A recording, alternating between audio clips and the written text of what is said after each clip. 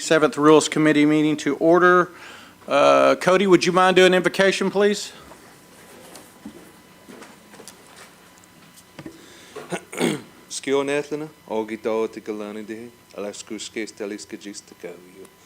Thank you, Father, for this time and fellowship together, Lord. Thank you for helping us all come together as to help to serve the betterment of Cherokee people.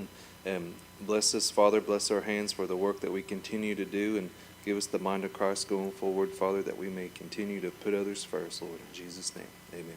Amen. Shelley, will you conduct roll call, please? Yes, sir. Mike Shambaugh. Here. Johnny Kidwell. Here. Sasha Black Fox Qualls. Here. Danny Callison. Here. Julia Coates. Here. Joe Deere. Mike Dobbins. Here. Kevin Easley. Here. Lisa Hall. Here. Daryl Legg. Dora Petskowski. Here. Cody Poindexter. Joshua Sam. Here. Melvina Shotpouch. E.O. Smith. Here. Condessa Teehee. Victoria Vasquez. We have a quorum. Okay, if you've had a chance to look over the minutes, could I have a motion, please? We have a motion and a second to approve. All in favor? Aye. All opposed? Motion carries. All right. On reports, we have from the Marshal Service, Shannon Bullock first, but hold on there, sir. I'm going to have our chief come up and make a couple announcements. He has some important stuff to tell us real quick. All right, Mr. Speaker, thank you. I have two announcements, and I appreciate the committee indulging me to make both of them. The first is that the state of Arkansas issued a gaming license to Cherokee Nation businesses, so we're very glad that we'll be starting blackjack in about 2 hours. But Mr. Garrett will be, of course, available to answer questions and give more details. But that, of course, is a long time in coming, and I was glad to get the opportunity to share that news with you all. The second is news that is sad for us if we didn't care so much for her and support her so much, and that is Tara-Leigh Montgomery, who is behind us, the Deputy Secretary of State of the Cherokee Nation, is resigning at the end of July. She's going to have an opportunity to spend more time with her wonderful young family. You all know the work that she has put into her time in administration, even before that, working in the communications department. She's been so important to the efforts that we have all been working together on, whether it's policy, whether it's helping individual people. She made it her mission to help all of you be successful, and I think when we think about your success, we know that there's a lot of people behind it, including Tara-Leigh. Our success in administration, the Deputy Chief, me, other cabinet members, we relied on Tara-Leigh a great deal. Now, the good news is that she's going to stay on in an advisory consulting capacity, helping with so much of the policy work that she was undertaking. But this will be a big change. It's a new chapter in her life and career. We're very happy for her. We selfishly, of course, want to keep people around as long as we can. But we know that when you're trying to balance work and life, sometimes you have to make changes. So I'm personally appreciative that she was here the time she was here, and I'm very appreciative that she'll continue on in this advisory capacity. And I'd like, if I could, just yield a moment to her if she'd like to share anything. So thank you, Mr. Speaker. Absolutely. Didn't know that I'd be speaking, but I will just keep my comments brief, and that's going to surprise everyone because I never keep my comments brief. It's been a really good ride, and I'm grateful for everything, and I'm excited to see what's next. Thank you all.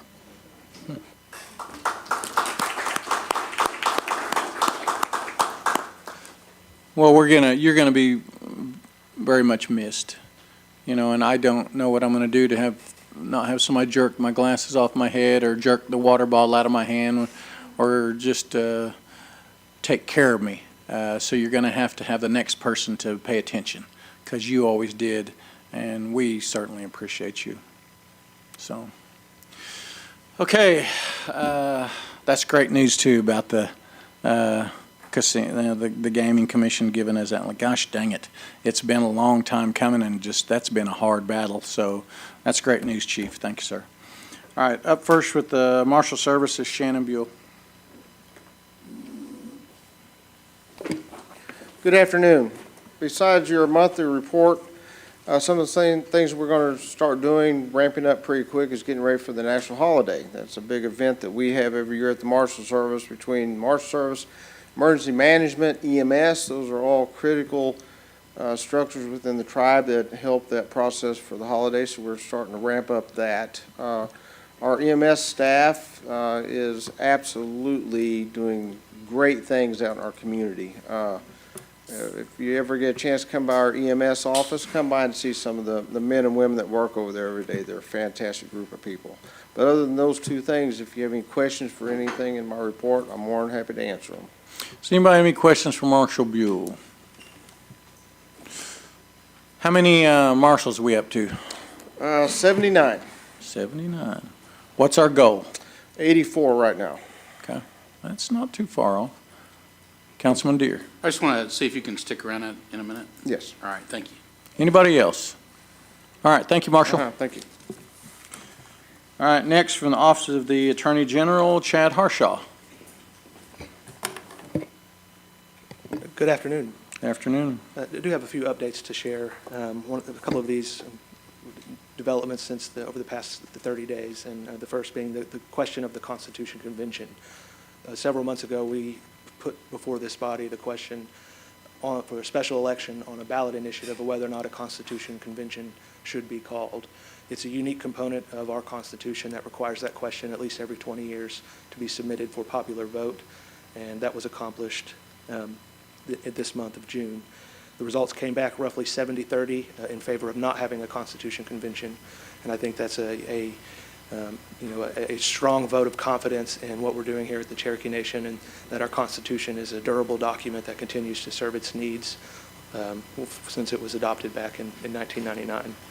So that question has been asked and answered, and there was a discussion about what a Constitution Convention could look like, and a legislative act passed to support that, but that document would only become active and valid if the question was answered yes, which it wasn't. So I consider this matter concluded, and these are heavy topics and difficult things that we take up from time to time, and in this case 20 years, and happy to see that come across and for that question to be resolved in the way that it was.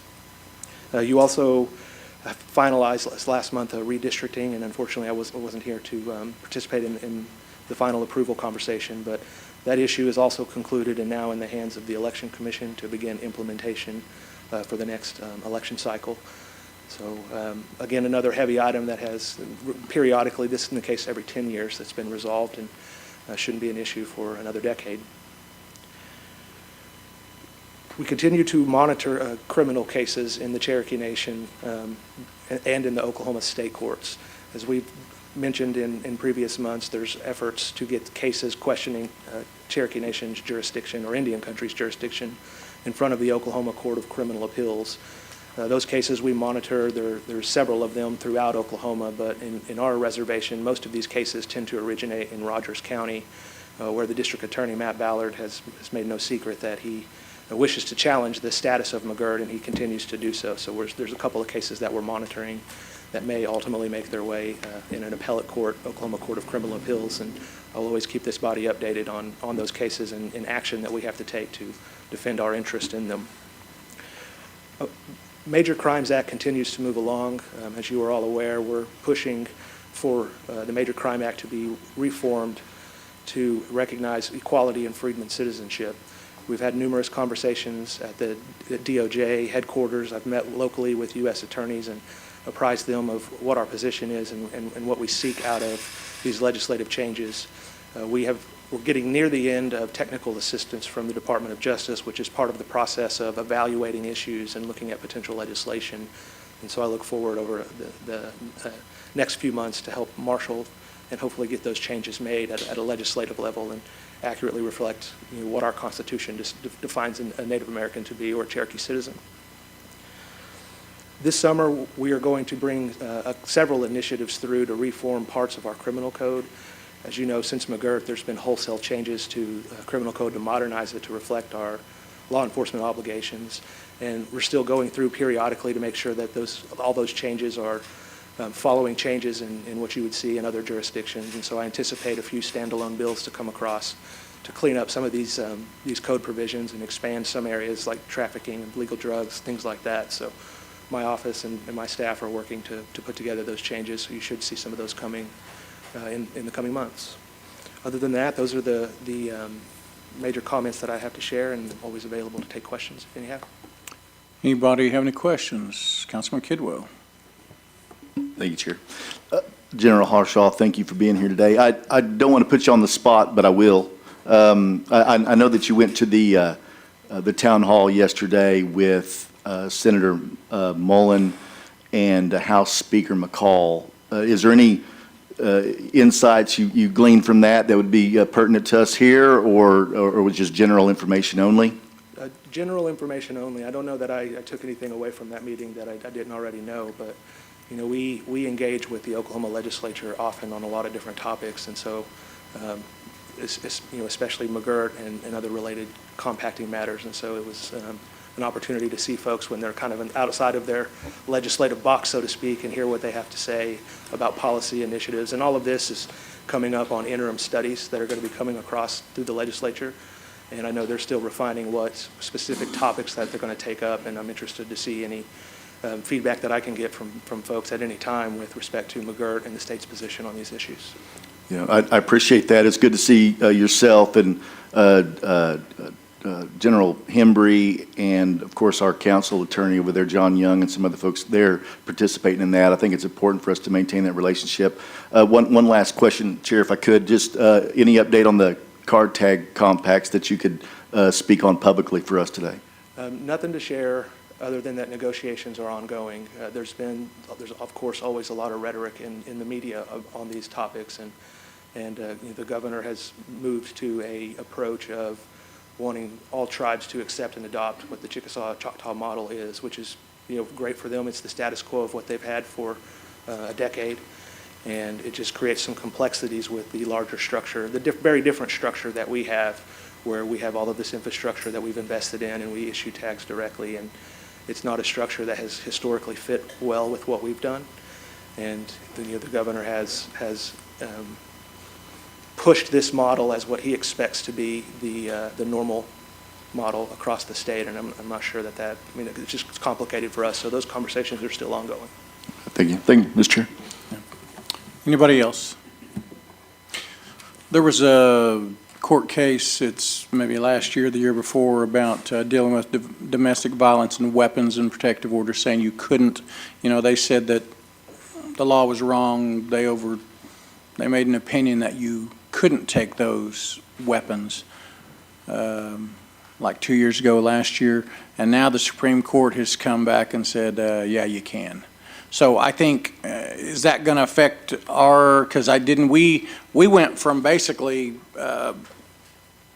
doing what everybody else is doing, so we quit doing it, I take it, and now they say you can again. So are we going to, would it be in our interest to go ahead and do that? Because there's a reason why, especially if it's dangerous or a person having a weapon and we don't. Is that something that we need to look at?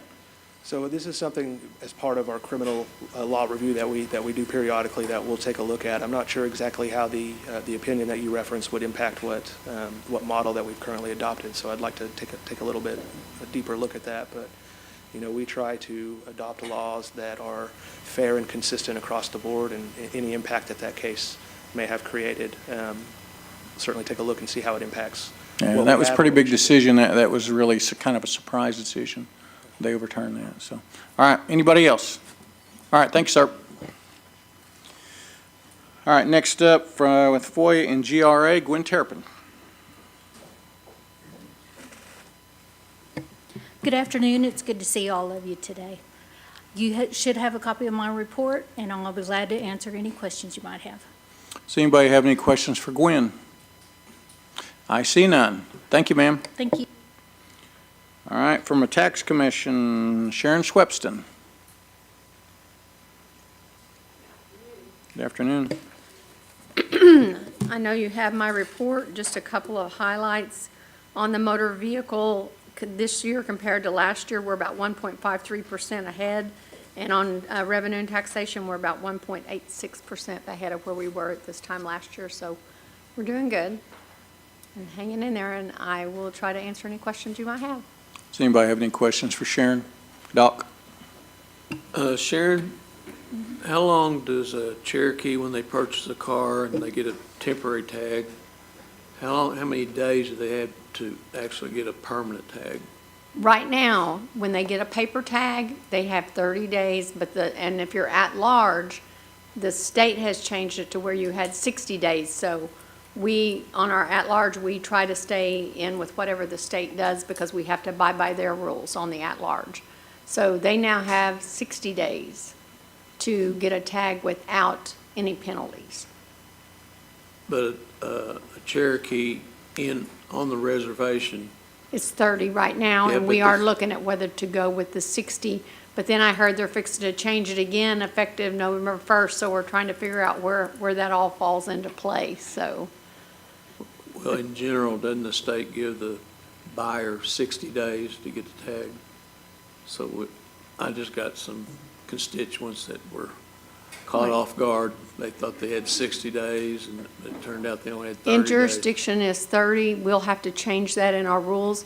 But I know there's some legislation that came out that says that they're wanting to require them to get a paper tag, a temporary tag, register it within 2 days, and then 10 days have a temporary tag, and then give them the rest of the 60 days to come back with a permanent tag.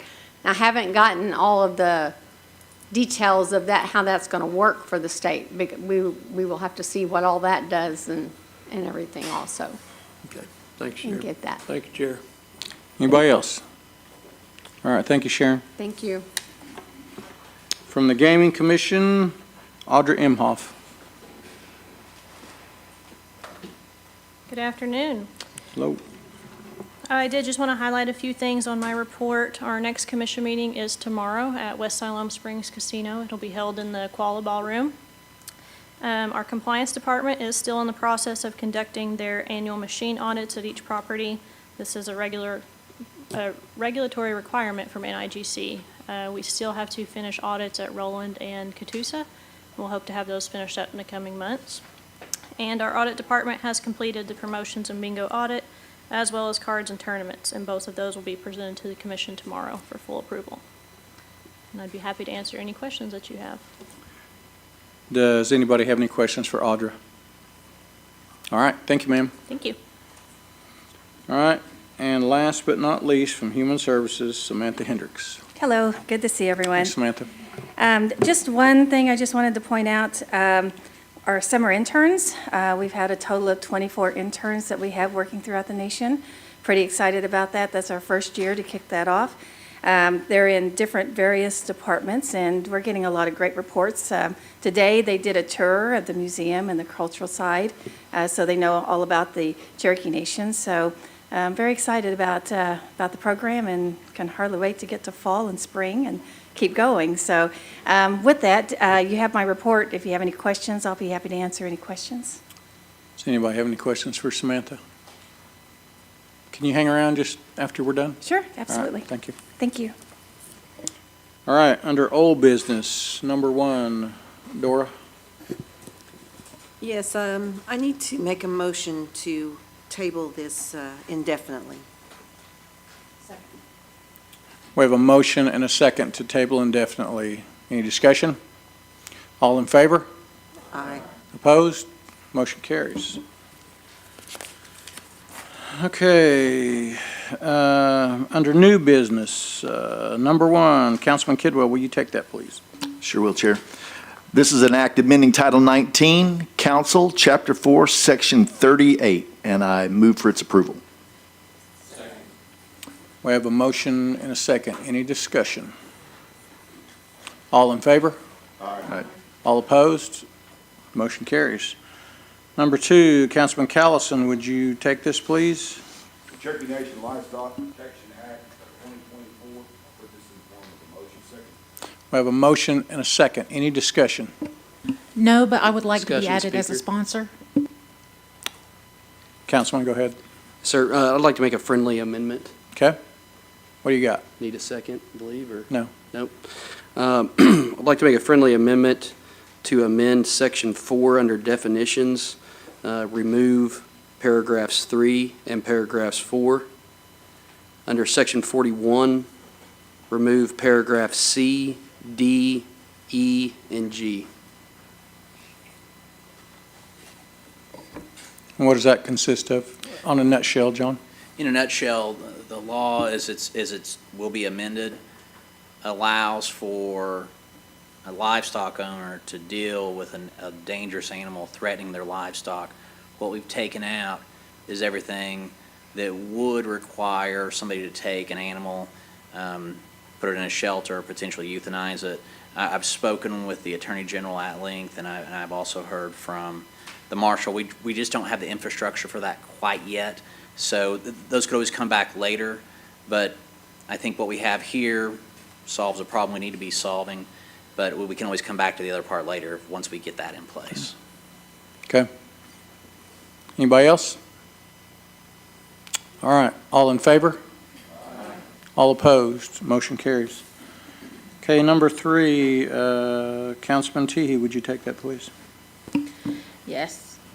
This is an act amending Legislative Act 45-21 relating to codifying the Board of Education for Sequoia Schools, and I put this forward in the form of a motion. We have a motion and a second. Any discussion? Can you explain this too? In previous years, the names of board appointees were put on the act itself. Those names then got codified into the law. So if you read it today, you'll see names of folks that have long been off the board. This essentially takes those names out and just designates those same seats as seat 1, seat 2, seat 3. And ideally, I think as we come across these, we're going to start doing this with all of these. A lot of them have names in them. We're just going to do seats, so to speak, and this is the first of those. Okay. Well, that explains it. Any more discussion? All right, all in favor? All opposed? Motion carries. Are there any announcements? I just say that is the best news. I mean, from Arkansas, that it's been a long, 7 years, and it's been a battle. And we have been attacked from different angles and tribes, and it's different entities, so it's been time consuming, and it's ate up some money, but I'm telling you, they did a great job in protecting our investment. I mean, Roland and West Siloam would have been hit very hard, so they did a good job for us. So, we should tell them, Councilman Deere. Yeah, that's a great thing. I mean, there was a couple of us here when this started, and we've seen it go uphill, downhill, back to court, and that is a great thing for Cherokee Nation. I mean, it's unbelievable. It'll take a while, but, not everything is hurry. And Chuck Garrett and his team, legal team, man, they killed it, because we've watched them, we've griped at them, we've praised them, didn't know what was going on, and now it's come to fruition, and that's going to take us a long ways in the future for generations. So absolutely. I agree with you, Speaker. That's a great deal, and just if they're out there, I know they're probably driving. I just applaud them again. So that's all I had. Thank you. Yep, I agree. EO. I'd like to see a press release that go out today in bold letters, kind of get the word around. I wish they'd get it out fast. Yeah. Anybody else? All right, with that, our next meeting is tentatively scheduled for Monday, July 15th at 11 a.m. Give me a motion to adjourn. I can have a second. Have a motion, a second. All in favor? All opposed? We're adjourned.